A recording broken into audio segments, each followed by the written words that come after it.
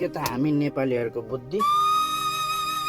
ऊ बेलामा हाम्रो बाउबाजे एक छाक मासु र भात अनि एक गिलास रक्सीमा बिकेर भ्रष्टाचारी र देश बेचुवालाई भोट दिएर मन्त्री बनायो।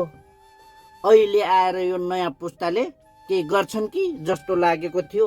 यिनीहरूले पनि बेलैमा मान्छे चिन्नु नसकेर त्यही देश बेचुवा र भ्रष्टाचारी बचाउनेलाई नै मन्त्री पद थमाइदियो। अब एक आपसमा जुझेर मर।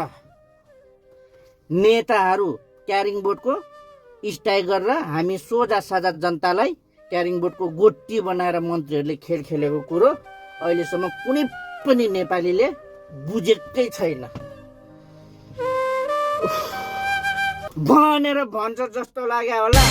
म यत्रा नि भन्दिन। म पनि महावीर पुन जस्तै हो। नेपालीले चान्स पाए गर्छ। तिमीहरू जेसुकै गर, म चाहिँ आफ्नो कामतिर लागे।